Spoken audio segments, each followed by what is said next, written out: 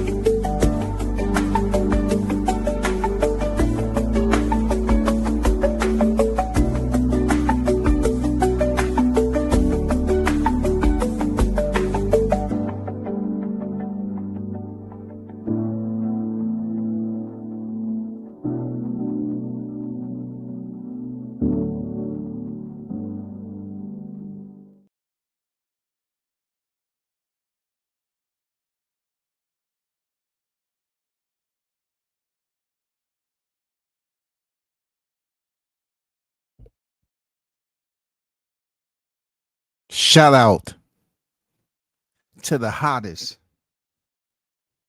chat in the MF and game. A-Side official. No negotiations needed, period. You already know. We back with another one. This ain't just anyone. And no, I'm not going to run it in the ground. But I had to put it out there. WCS had to put it out there. I know a lot of people, it's 3 o'clock. Hey, man, I'm not going to lie. I've been celebrating, man. I've been celebrating the 2-year commemoration of the T-Mobile massacre. Yes, the night of all nights that changed boxing forever.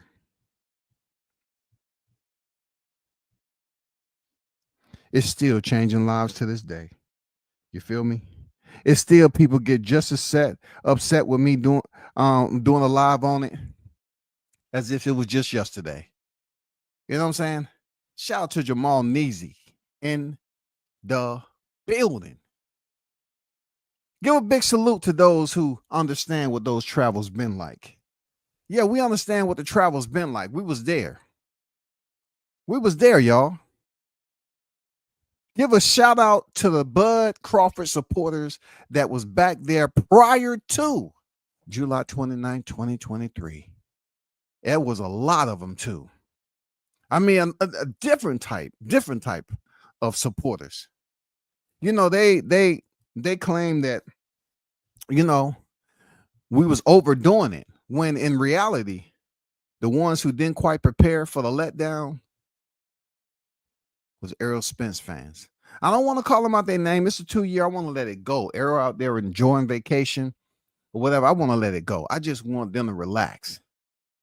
I might slip up every now and then and say aerosexual, but I'm just saying they did not properly do their due diligence in preparing for that day there, Neasy. Am I lying, Neasy? They did not properly prepare themselves for that day. They felt like everything was taken care of. They felt like it would be impossible.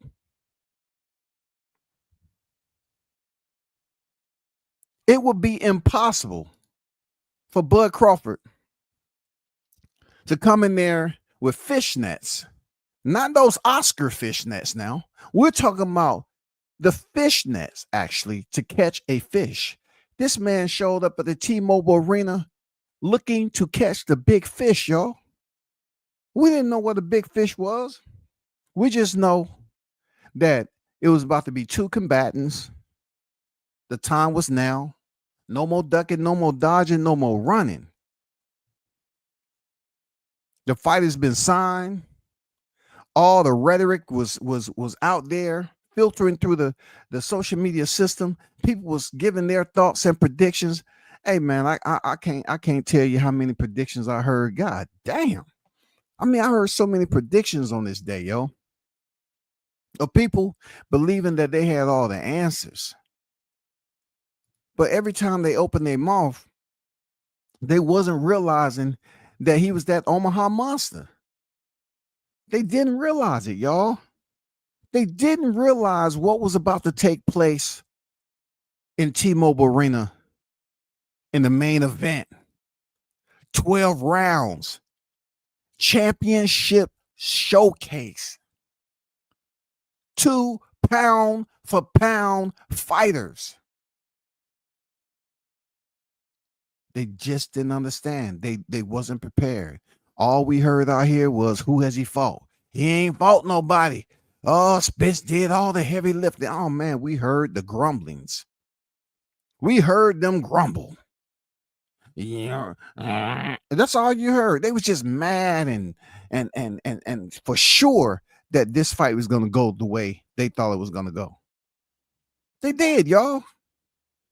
They believed that there was no possible way for a fighter like Crawford in their eyes. I don't know what was going on in their eyes. Maybe Errol Spence had goddamn somehow transmitted the cataracts that he had in his eyes to theirs, because goddamn it, they couldn't see what was on the horizon. I'm just being honest with you, shawty. They couldn't see what was in store for them, yo. So he had to pass the cataracts. That's a whole nother story. I don't want nobody trying to sue Errol, but he had to goddamn transmit those cataracts, man. Somebody must have got too close to him where he was in Texas or whatever, and they start passing those cataracts off, and these Errol Spence fans their vision became impaired, yo.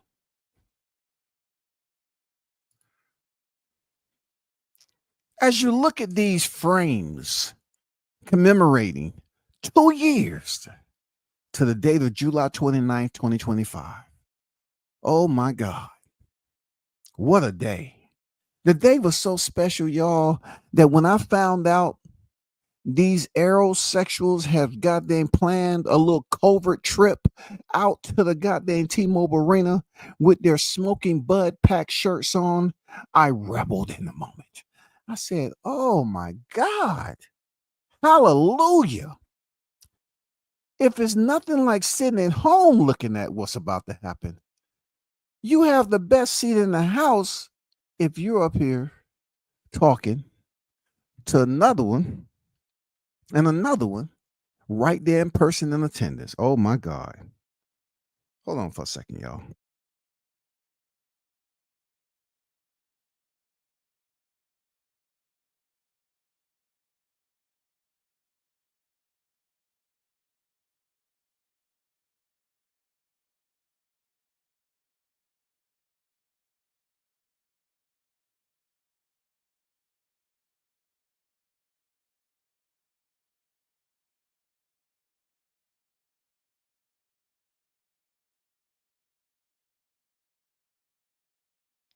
So, what did you think I felt? Me and everybody else that was in the chat, how do you think we felt? The Crawford supporters, when we found out that the aerosexuals have somehow planned a semi-covert mission wearing smoking bud shirts. How did you think that made us feel when you thought that you was going to step up in the T-Mobile Arena on July 29th, 2023, wearing the shirt underneath like you was Superman? They thought they was going there to watch history in the making, and they believed that Errol Spence will pull it off. But lo and behold, when you have the blind leading the blind, it leads to failure all the time, y'all. I felt so warm inside knowing that they was in attendance for this massacre. They was in attendance, yo. I mean, I know it's the early part of the week. I get it. It's Tuesday. It's the early part of the week. I get it. But I had to come on here and just do my part in the Chavo. You know, we're not having a fish fry today, unfortunately. I mean, they're still trying to recover from the first fish fry celebration that we had anyway. I mean, the fish damn near when it stink. You know what I'm saying? They never ever seen fish disappear like this and end up on the grill. They never seen it, yo. And they found out through this, through some aerosexual snitching on us. I know where it's all at. I seen them. I heard them. Go get them. Arrest them now. They're over there laughing.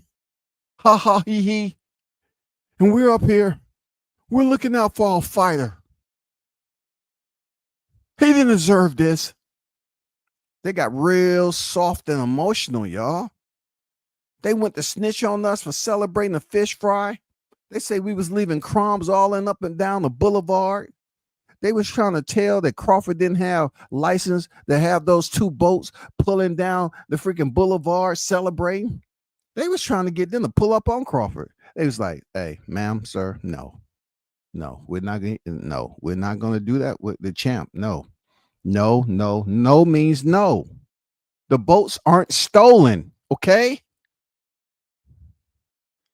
What I do know that's stolen is your confidence. That's what's stolen. Because you all went up there to the T-Mobile Arena all secretive. They believed they were going to take the photo op of all photos, y'all. They felt like this was going to be the night. You know what I'm saying? That was going to be the night that they take the photo op. They believe at that moment Errol Spence was going to come out victorious, yo. They thought, yo. And I'm gonna be honest, with a heavy heart, I have to remind them that just would never happen. I'm with a heavy heart. I'm just relaying the information to y'all. This is the 2-year commemoration. I, as a black man, of course, I have to put the word out there. With a heavy heart, you all should have had other people in position to better plan this. Like if you all was putting money in the pot, somewhat like a GoFundMe. You know what I'm saying? And you all was all planning to go out there and make sure you get your t-shirts because they went down. They was reduced 30%. And you know what I'm saying, getting close to the fight. And y'all got together believing. I always say to myself, as I got closer and closer to these reunions, I look up in the sky and I say, I wish I could have been a fly on the wall just to hear some of the laughter. The giggles and chuckles when they were saying, yeah, I can't wait, man. Who gonna be the photographer? Oh, where y'all gonna take it at? Yeah, we gotta take it in front of the poster so they remember they know we in Vegas and all that. Where can we go? Okay, cool. I mean, I would like to just be a little napped. That's all. Just somewhere where I can hear the conversation prior to them going into that fight. I remember Martell. I gotta mention you, Martell. Special. I remember Martell going on his live and the knockdown happened. The knockdown is off a jab. On the front end of the jab, Errol Spence touched the canvas. He touched the canvas, y'all, off a jab. And I remember Martell turning and say he looked at that scumbag. And they locked eyes. And they say, no, this ain't right, man. No, that's a clone. Look at the barcode on Spence's neck. That's a clone right there. No, that ain't Spence right there. Look at the barcode on his neck. That's a clone. He said he turned back and looked at this dude and shook his head in disgust, like, this ain't right. They really thought that this dude was going to be somewhat like a Power Range. They really underestimated the ass whooping potential that Crawford was planning on giving Errol Spence. Let me show you another forensic photo. Yeah, with a heavy D in the boy's heart. Just here to tell you that these frames never age. It's almost like yesterday. Now give it another 8 years. We'll be sitting at a dime. And then I'll say, WCS, man, do you have to do it? Commemorating the 10th year? No, I don't know, man. It's according to how I feel. But the forensic evidence with this beautiful masterclass by Terrence Bud Crawford, donning the gray gloves, okay? Donning those gray mitts, those knuckle covers. You know what I'm saying? Those 2 pieces of equipment that were utilized to show Errol Spence that they were not like us. He showed him, y'all. He showed him not the Errol Spence, but he showed Jamel Charlo, and he showed all the aerosexuals that was out there, frustrated, vengeful, angry as hell that they paid their money for the main event. And when they brought their ass back in from the concession stands and they was able to see the ring walk and they was up there talking their final shit, talking. They was just chomping on their popcorn. You know what I'm saying? Sliding those glizzies down their tonsils. They were ready, y'all. Only to see the second round. When they ushered in the second round, y'all, all hell broke loose. All hell broke loose. Crawford said, yes, I remember. I remember all the shit y'all was talking about me. I remember that. I remember it. I remember it. I remember. You know, when they had the Me Too movement out, shit, Crawford on that night, yeah, he was saying him too. He was all about the him too movement. That's what Crawford was about, the him too movement. Yeah, I'm feeling some type of way. He heard all the false allegations levied against him. He was hearing them people just absolutely talk shit about him. You know, try to bring up Snack, talk about his family, talk about him. I remember when they thought it was extremely easy to predict that this fight was going to go in favor of Errol Spence. They say they was hardcore boxing fans, but they saw not what Bomac seen. They saw not what Terrence Bud Crawford seen. They saw not what Red Spike, not what Esau, not what Team Crawford seen. They saw not. They saw not, y'all. But they did learn. They did learn. And boy, did they learn. Boy, did they learn. God damn it. They're talking about this lethal switch hitter. Who would have thought? I mean, I look back on it and I said, if I can be granted any wish, just one wish on that fateful day, July 29, 2023, they say, hey, Combat, if you get one wish to go back and change anything on that day, what would it be? And I say, I'm glad you provided me the opportunity. You know what I would do? I would have gotten together through a burner account, and I would have gathered more aerosexuals and somewhat donated to the cause and helped them go to Vegas too so they can see it. I would have got the ones who couldn't afford it. I would say, hey, I'm here for one. I want you all to go to this fight tonight. I would have had something like some crazy, you know what I'm saying, Ali Recreationals as a burner account, or Errol Spence Undisputed. I would have had something that was different than the burner account. Got all these, you know, these stragglers, these aerosexual stragglers that would have helped them go to the arena too. I would have helped them get a ticket, because if I can get all of them out from their living rooms and then and into the arenas, y'all. I think the lesson would have been taught a little bit better. See, the stragglers is what messed it up. They stayed back in the rear and they didn't get the full blown effect. If they would have been there to see it in person, I just think we could have weeded out the remaining portion of them, yo. We could have got rid of all of them. That's my one wish, to gather up, to be able to fund all the remaining ones that couldn't, get out the living room. It's to send them a free of charge trip straight to the T-Mobile Massacre. Yeah, God dang, send them up there. If I could have, I would have flown them first class. I would have got them all nice and cozy, and I said, hey, whatever they want, as far as the drink, let them have it. You know what I'm saying? I would have got them nice and sloppy. You know what I'm saying? So the point, I can't wait to get it's basically goddamn. I wanted them to walk off that plane stumbling, yo. I wanted to be there. I wanted to give them the opportunity to see it like all the others seen it.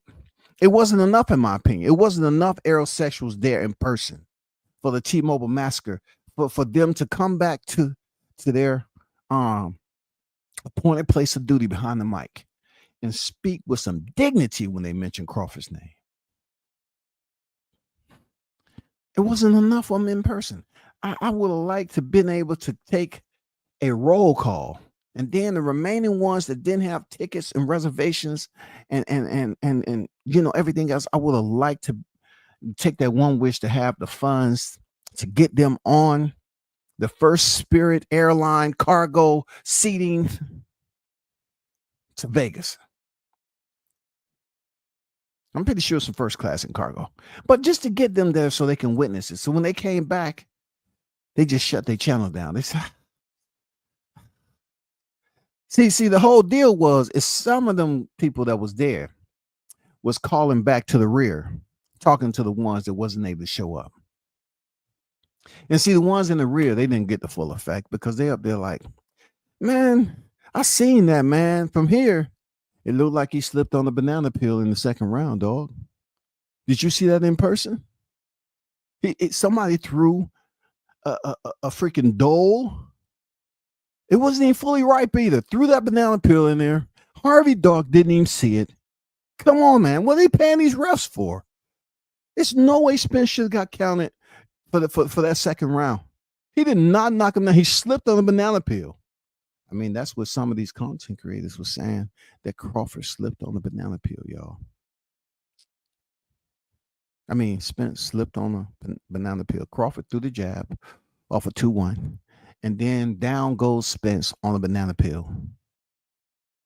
I mean, somebody even said that someone was eating banana pudding and they flicked some in the ring.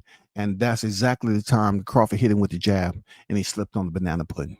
Either way it goes, is banana pudding, you know what I'm saying? Banana sundae. It was something dealing with something. But as I sat here leading up to this commemoration, I wanted to burn away some sunlight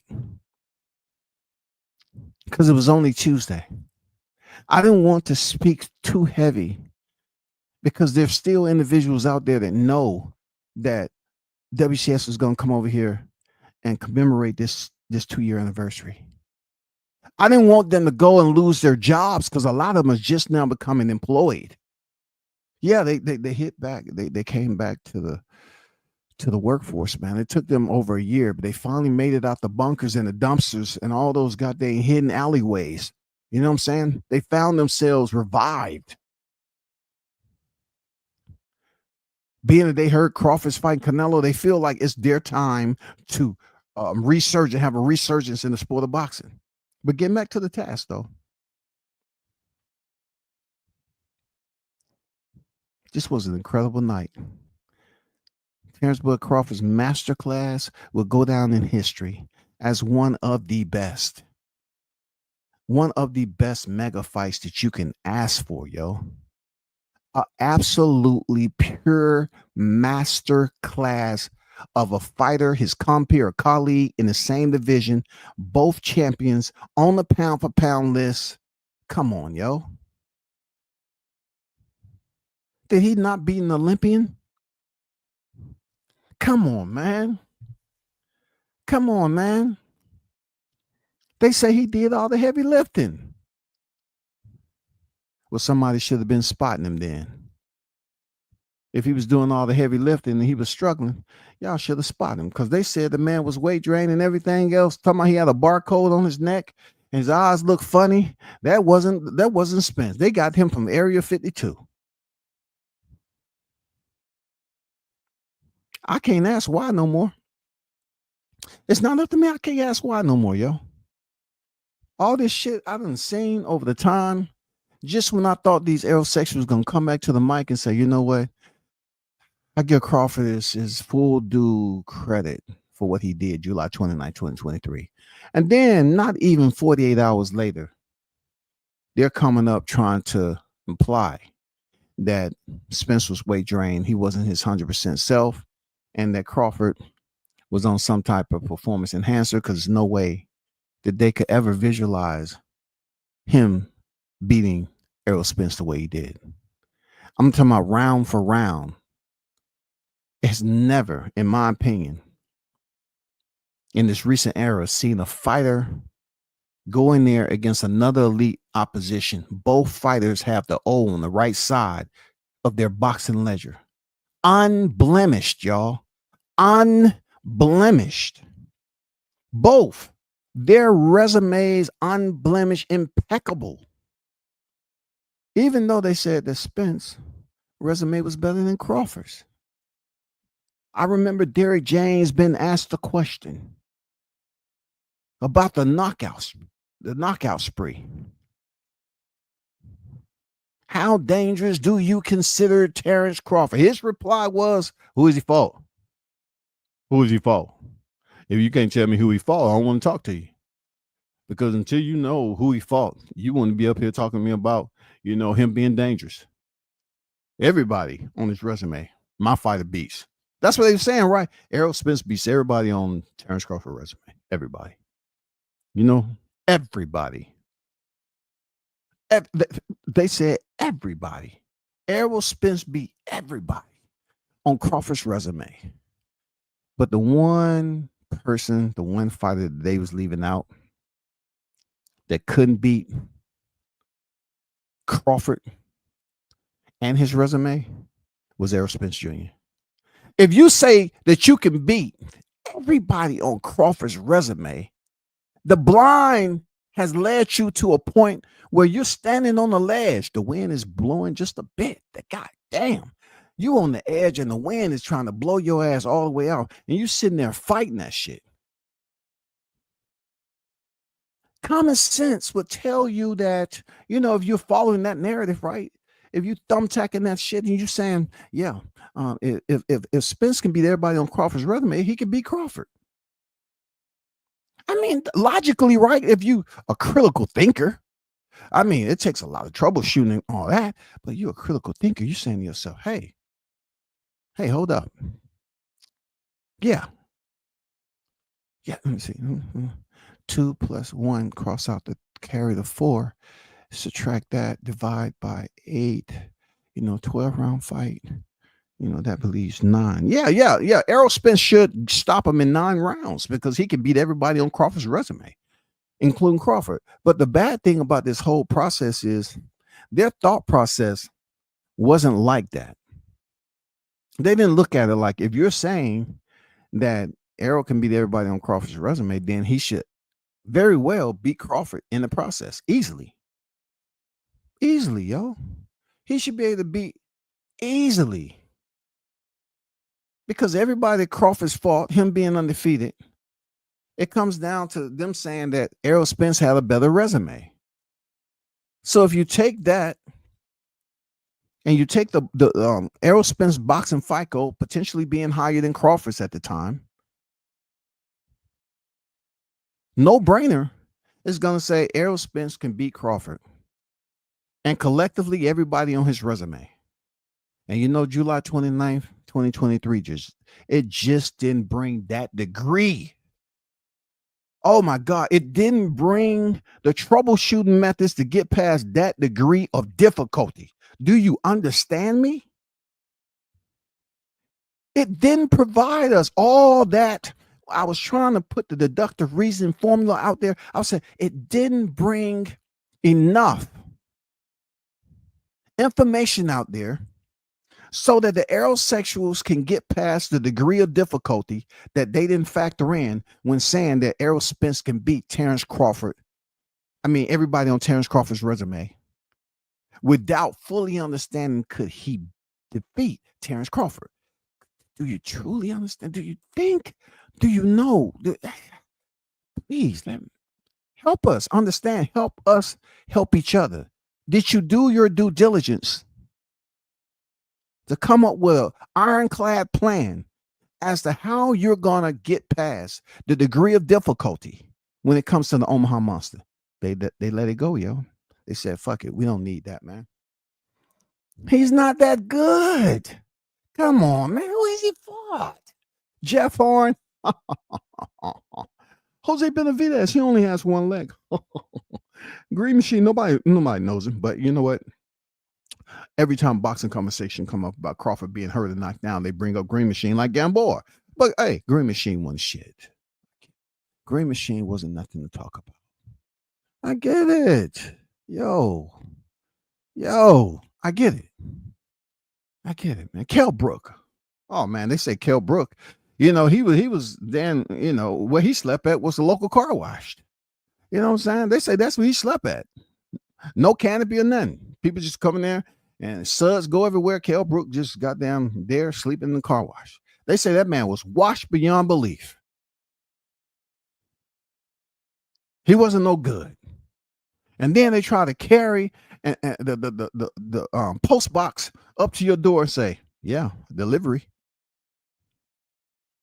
The reason why Kell Brook wasn't any good because of Errol Spence. Duh. No, come on, bro. We already know that. We didn't believe it. The Crawford supporters didn't believe this shit. And then it came to, they wasn't satisfied because Kell Brook wasn't fighting at 147. He fighting 154. So we had to go up there and fight Sean Porter. Yes, the very same fighter that won, lost a split decision against Errol. That was dropped in the 11th round. A very, very close competitive bout. And Crawford somehow, some way chose to fight his friend. And another narrative. Frolicking through social media. Crawford was down on the scorecards. Sean Porter doing better than I thought he would. Crawford's down on the score. All of a sudden, Timothy Bradley said, you down on official scorecards, champ. And Crawford said, huh? How? Okay. If that ain't one of the shortest responses that you will get, once again, to an ass whooping, I don't know what you're looking at. He commits to getting off the stool and obliterating Sean Porter. Had Sean Porter changing up. No longer was Crawford the freaking adversary anymore. The canvas was. Sean Porter started goddamn walloping the canvas. Bang, bang, bang, bang, bang, bang, bang. Hey, you down there. Sean, get up, bro. You can't get points. The judge is not scoring you for punching the canvas. Stand up. Come on, man. What's wrong with you, man? Oh, I just training. I knew this was gonna be a tough fight, man.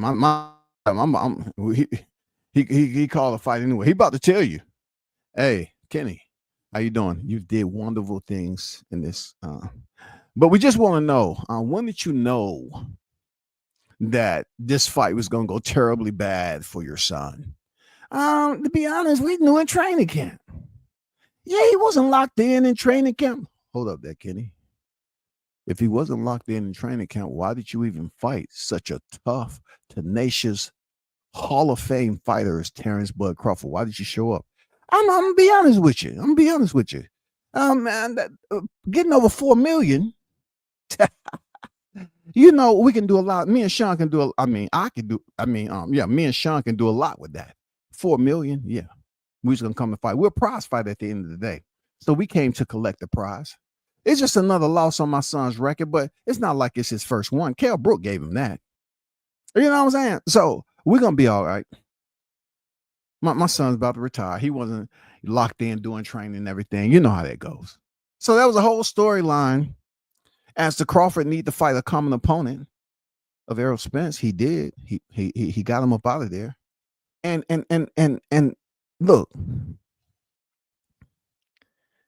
let's just talk about the destination of it all. When he beat Sean Porter the way he did, who would have thought that he was going to beat Errol Spence as easy as he did Sean Porter? Oh my God. Just think about that. He stopped Sean Porter in the 10th round, didn't he? And then word has it, right, that Errol Spence Jr. was stopped in the 9th. I mean, word has it. I put in some search engine inquiries one time, and I was like, okay, let me do it again just to be sure. You know, I put in Errol Spence. Dang, them keys hot. Ugh. I don't know why my PC be hating on me like that. God damn it. I'm just putting in an inquiry of this box rec. Chill. Damn, man. So if I go to Errol Spence box rec, right? And his last fight, not to be petty, his last fight is Terrence Bud Crawford. He was stopped in round 9. Right? He was stopped in round 9. But also another fighter who Terrence Crawford was absolutely deemed the usual suspect. 2 fights now. The last fighter that they faced was Terrence Bud Crawford. So I go over here to Evidence Bravo, and I look at Sean Porter's, and I look at his resume, and it says 10th round. The 10th round, he was stopped. But then I go back to Errol Spence. His last fight was with the same guy, Terrence Crawford. That's the only thing. Terrence is a suspect in 2 crime scenes. Who do you know is up here fighting elite fighters, and the last opponent that those fighters had was Terrence Crawford? 2 separate crime scenes, y'all. One in the 9th and one in the 10th. And on September, God damn it, possibly it's going to be a 3rd. When does it stop with Crawford? Come on, Crawford. You have old, weird, black Abraham Lincoln, straight out the asylum dudes out here blaming you for stuff, Crawford. Haven't you seen it? I have, dear champ. You walking around here from Omaha all bulked up with an S on your chest. And they are making false allegations about you because they never got over the whooping that you put on Errol Spence Jr. They just don't want to let you live that out. Good Lord, how Jesus, God. They just don't want to do it, champ. They up here accusing you of steroid because, first of all, they didn't want you to have the fight with Canelo to begin with. But since the fight is official, right? Their Bud, they are unhappy with how you are applying your free time, putting on muscle mass the correct way. You know, champ, because at first it was 14 pounds. They say you cannot, no way, shape, or form that, champ. Gain 14 pounds healthy in a 12-month period. It's just no way. And now they're trying to say that, oh, you are taking extra supplemental enhancers to bulk you up. Now, these are the same people there, Bud, who would say, hey, it don't matter if he put on that weight in this short period of time, he's still not good enough for Canelo. And furthermore, him putting on that weight in 12 months is not enough time. He's going to lack speed. He's going to lack endurance. And that weight is going to weigh on him like some cinder blocks. I know because I've read several and listened to several podcasters talk about how this weight is going to affect Terrence Bud Crawford. You're not going to get the way Terrence was in there against Julius Ndongo. You're not going to get the speed. He stopped Julius and Dunn going the third round. He's definitely not going to be the same guy that went in there with Madrimov. The problems that he had with Madrimov, putting on this extra weight, he's doomed. You know, that's what they're saying, y'all. You have black content creators, once again, the same usual suspects, is holding Crawford, trying to hold Superman to a cross. They've been pouring a gasoline accelerant on there. I mean, they've been lighting up that wood for a long time. Pictures are coming out, and you have these disgraceful individuals saying this man is on juice.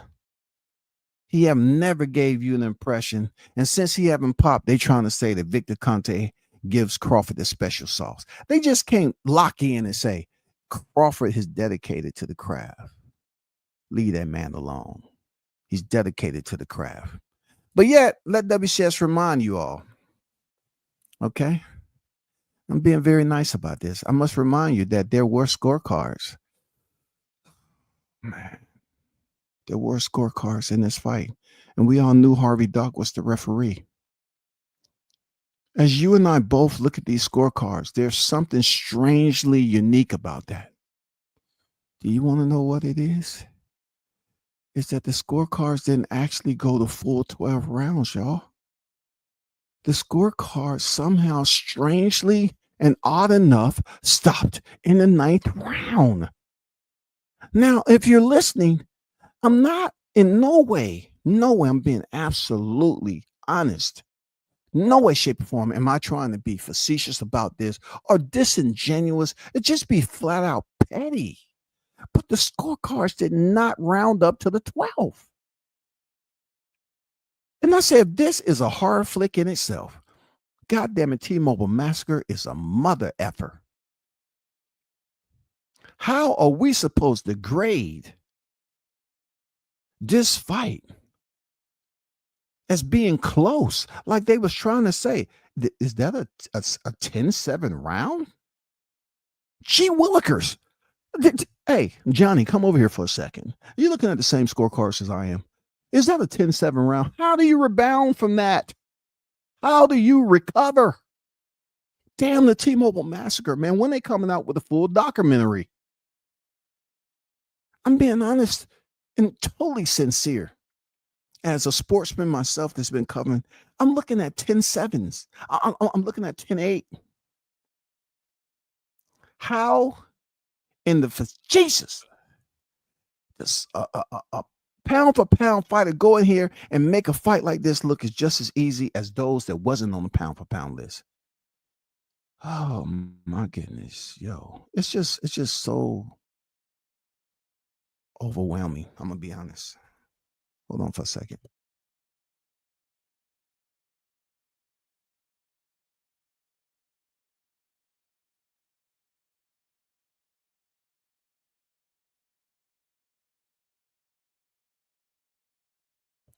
I mean, I just had to present these pieces of evidence that provides you with the numeric calculation of what was actually going on in the ring. You know what I'm saying? There were judges on the outside apron, and there were also individuals that was in attendance. And from the gauge of these scorecards, just in itself, it really paints a different picture on how easy this fight was for Bud Crawford. Salute to the T-Mobile Massacre will always be etched in our memories. The love of God. Did we ever believe that the scorecards would not round up for a decision? Did we think Harvey Dock would step in and serenade the loser? Oh, no. It's over. Excuse me. It's over. No, let me continue. It's over. Now, don't fight it. Relax. I'm going to walk you over here to your corner. You and your coach can talk it out. I get up. I got up from the knockdown. I know you did. But it's not about getting up. It's about the next knockdown. Because Crawford don't seem like he's getting any slower. So me as the referee, I have to do what's in your best interest. Okay, go ahead and retire. It ain't nothing wrong with retiring one loss, especially coming off this whooping right here. Okay, that's what Harvey Doc told him. I mean, don't be mad at the messenger, y'all. As much as it saddens me, I cannot go too extensive and too long on this commemoration. Why? Because I don't have time for the DMs, and also I'm still in the celebratory day. I am absolutely going to celebrate this. It's just something about the second year and him coming up on the Canelo fight. Oh man, wonderful, wonderful. But I do want to say, for those of you that's in the chat, I appreciate y'all. Thanks for everyone that dropped comments in the chat. You know what I'm saying? Hell of a support system, quality over quantity, all day, every day. Hopefully presenting you with the last piece of evidence. It really don't leave you with a sour taste in your mouth. Okay. For you aerosexuals that tuned in, because I know you did, it's okay for you to hit the playback and say what you have to say and feel the way you feel. I get it. You know, I do. I get it. But always remember, this piece of documentation that I have up here is not something I drafted up myself. This is public record. You can look it up yourself, and you can see how odd it gets and how difficult anyone looking at this fight, when you see all those tens, to understand why the first round was as easy as it was. The calm before the whooping. You know what I'm saying? I mean, that's all I can say. But hey, salute to all y'all, and stop levying false accusations on Terrence Bud Crawford. He's great. You know what I'm saying? He's great, y'all. Stop levying false accusations on him. Let that man fly. Salute to the hottest chat in the MF and game. Another time, another place. Peace.